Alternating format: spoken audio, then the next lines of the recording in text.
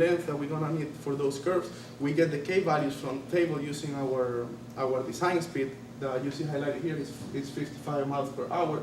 And we multiply it by the algebraic difference between the grades, and like that we calculate our minimum length. For this type of course, nevertheless, the minimum length could not be less than 3 times the design speed. And you see highlighted here what the minimum length is for our design speed.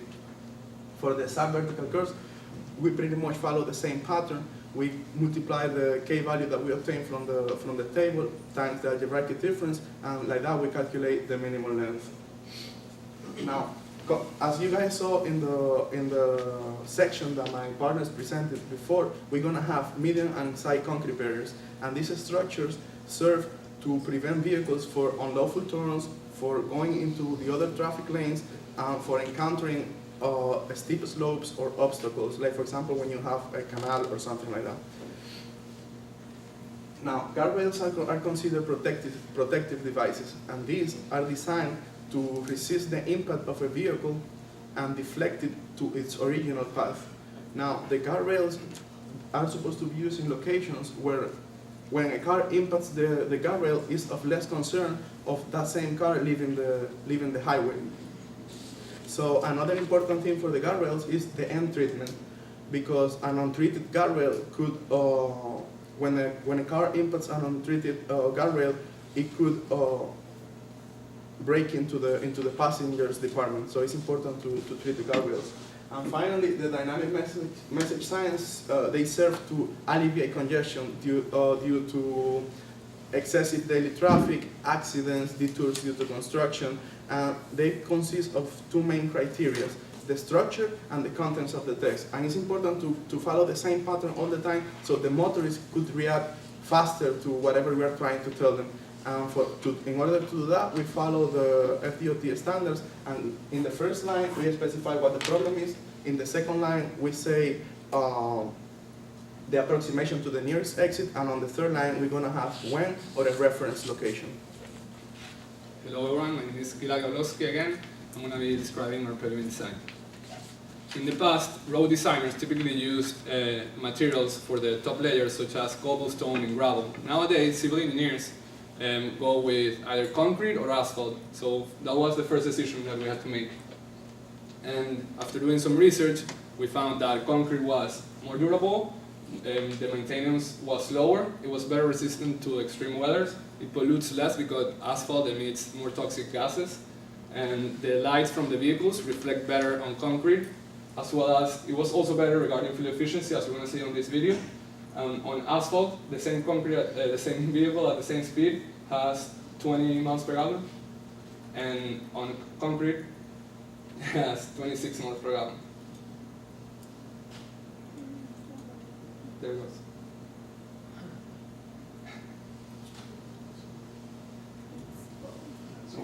Next.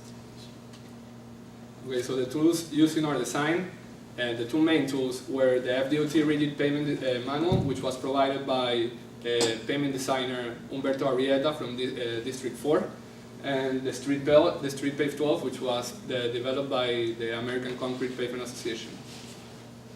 Here you can see a typical section of our pavement is going to look. It's going to consist of a 12-inch subgrade, then it's going to have a 4-inch subbase, and then it's going to have a 9-inch concrete layer. Now we're going to get deeper into each of our layers. So for our bottom layer, which is going to be, it's the subgrade, and we wanted to make the design as smaller as possible. And according to the ACPA, the most important aspect to consider when designing for the subgrade is to consider uniformity. So the most recommended by both the ACPA and AASHTO currently are the A1A and the A1B soils, because they provide a stable support for the construction. Our subgrade is going to have a California bearing ratio of 3 and a resilient modulus of around 4,000 psi. And okay, now for a subbase, as I mentioned before, we wanted to make it as modern as possible. And the current recommendation from the ACPA is not to use permeable subbases, as it used to recommend in the past.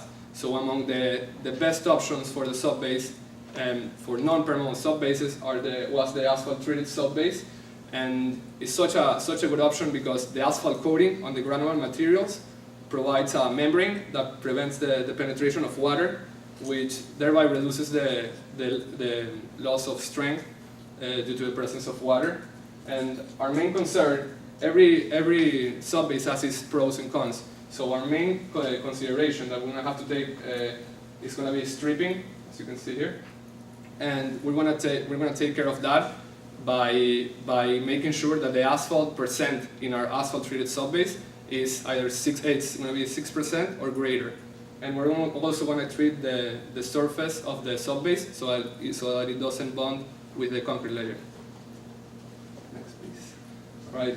Now regarding our top layer, we first had to calculate the depth of our concrete layer, and we first decided to calculate it using the Astros equation from the FDOT, and we obtained a depth of 12.5 inches. But then, since we wanted to make this design as smart as possible, as I mentioned, we used this software, the StreetPave 12, developed by the ACPA, and we obtained a 9-inch thickness. So we reduced the cost by 28% using this modern technology. And since the thickness is larger than 8 inches, the software recommended us to use double bars, and those double bars are going to have 1.25 inches of diameter, and they're going to be placed every 12 feet. Now, in our next slide, we're going to see a video of, I hope we're going to see a video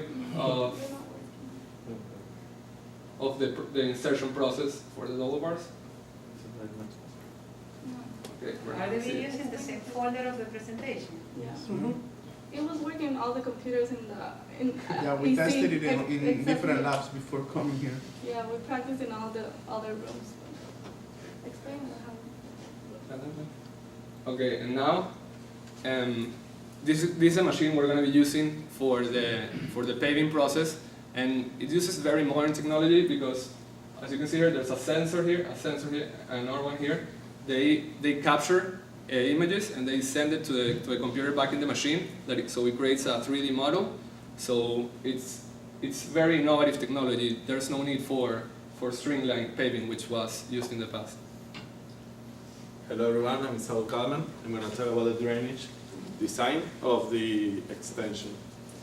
First, we have to know that drainage is very important because it ensures the safety of the people by removing the runoff by the drainage facilities. All this water is going to be routed to the stormwater management facilities. And the video, that is not working right now, shows how the water go. It's a simulation that shows how the water go to the inlet because the slope of the One thing that we care about was the diameter of the pipes that we're going to use. For that, we use the rational method and the Manin equation. The rational method is going to give us the flow rate. For the flow rate, we need to get the coefficient that is 0.95, that is for matte concrete street. Also, an area that is 0.77 acres. That area, we talked with Margaret Figueroa. She's from Atkin. She's a drainage designer. She told us to use that area for convenience. Another thing that we care about, another thing that we need is the intensity curve. With a storm of 100-year storm and 60 minutes duration, we got that 6 inches per hour. So with all this, we found the flow rate, that is 4.39 cubic feet per second. We used that flow rate in the Manin's equation, and we solved for the diameter of the pipe that if it gave us 18 inches. But that happens if the pipe is full of water, because we don't want that the pipe is full of water. We duplicate the size, so now we use a 36 inches pipes. That's because we want enough space inside the pipe and the water can run easily. Another thing that we care is about the spacing required for the inlets and the manholes. For the manholes and the FDOT manholes, we found that we're going to need 2 per mile. There is a total of 32 in the whole extension. To get the spacing required for the inlets, we compare the spread requirement and the pipe max length allowed. For the pipe max length allowed for an 18 inches pipe, we got 300 feet that we got it from the drainage manual. With some calculation that we made with Margaret Figueroa, we got the separation that we're going to need.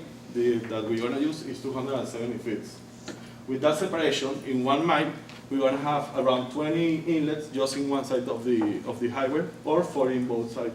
The total units in the whole extension are gonna be 634 units. For the quantity of pipes that we're gonna use, we assume 1 mile. In that mile, there are gonna be 5,280 feet that are gonna run along that mile. And also we're gonna have 20 crossing pipes that are gonna be from inlet to inlet. So at the total quantity that we're gonna have from pipe is gonna be 98,655 linear footage. Another thing that we care was the ponds that we're gonna use. We choose to use well retention ponds. Well retention ponds are constructed ponds that all the water from the highway can be routed to those ponds. There are the two places that we're gonna put the ponds. Also, those ponds hold permanent pools of water. We choose as well because it has minimal annual maintenance, because it's treated through nutrient plants, bacteria, and algae. The area from each pond is going to be around 14.7 acres. Hi again. Now I'm going to talk about the aesthetics considerations. Aesthetics is an integral part of every transportation project. And since my partners already talked about the structures and roadways, I will go ahead and talk about the landscaping, the color scheme, and the surface finish. The 836 color scheme is depicted in the following pictures. PCG decided to keep a uniform 836 extension. That's why we're simulating the same color scheme as the existing 836. For the same reason, we will also have the same palm front silhouettes in the columns, sign structures, and in the bridge supports. PCG is also committed to thinking green, and that's why we will provide native greens throughout the borders of the freeway. And this is not only to look aesthetically good, but it is also to avoid erosion and also to reduce the impacts from the highway to neighboring communities. Now I will talk briefly about the preliminary construction schedule. The execution of the construction schedule was done in Microsoft Project.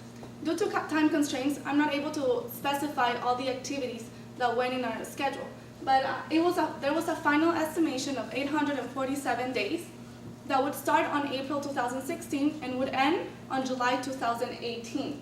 Also, we created a public involvement schedule to make sure that that we meet all the MDX and FDOT's criteria for public involvement. Cost estimation.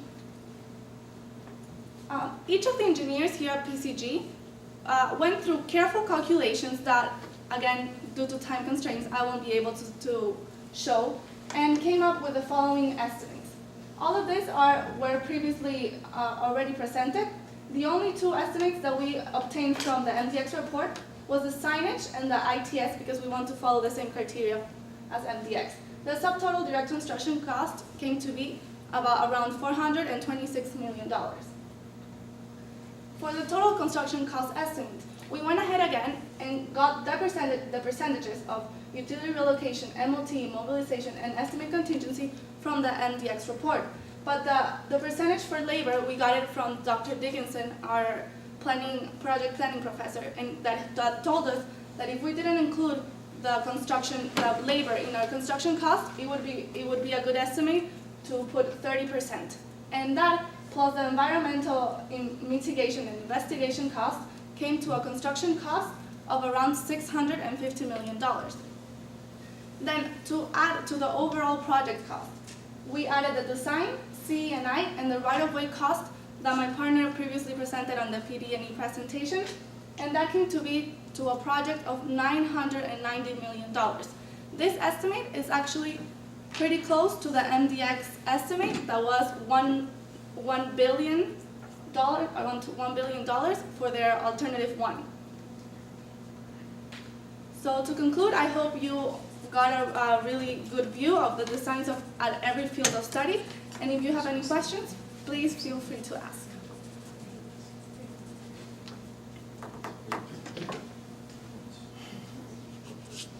very good presentation.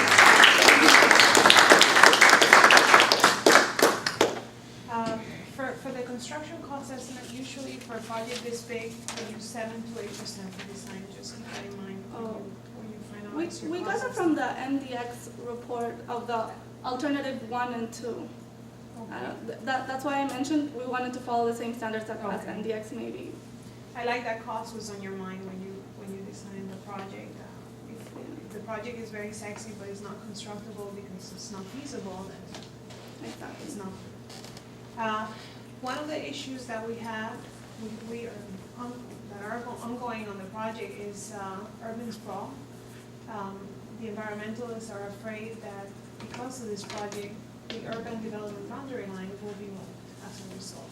So doing the interchanges only connecting to the east will be a good way of controlling that. So keep that in mind. I saw that all your interchanges have connections to the east and to the west. If you just do them to the east, at least you help that Yeah. rights.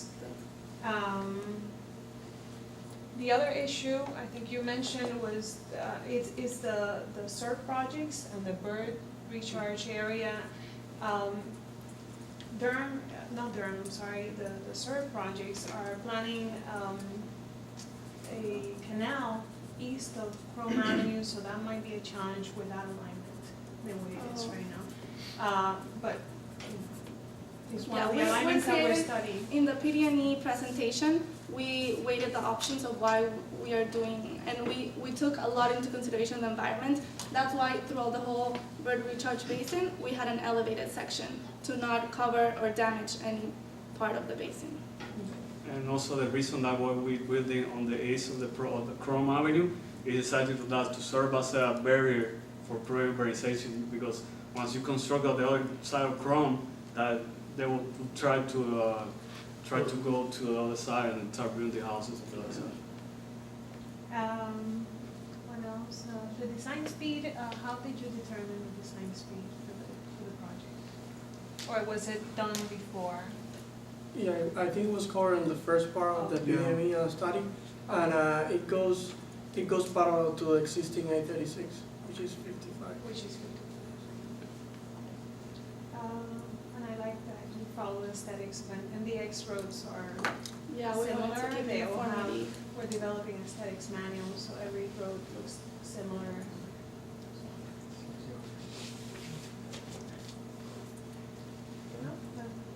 By the way, she's a project manager for this. Oh. Send her a bill. As far as geotech, why did you use, how did you decide to use driven piles versus using drill shafts maybe? Basically, we thought the driven pile would be better because we can inspect it. Like if you use drill shaft, like you're not specifically sure that he'll have the form that you want when it goes all the way down to the surface. So with the driven pile, it's easier. You can just inspect it and insert it. So. And also the way that pre-stressed piles are designed, they're designed for no cracking, so that will increase the lifetime expectancy of the piles itself. It will not corrode as fast as a drill shaft. Yeah, you probably have some constructability issues in that area with the drill shafts being so The water table being so close to the surface. wet and all that stuff. In drainage, I noticed you used 2 ponds. And how long is this corridor? 15. 15 months. That's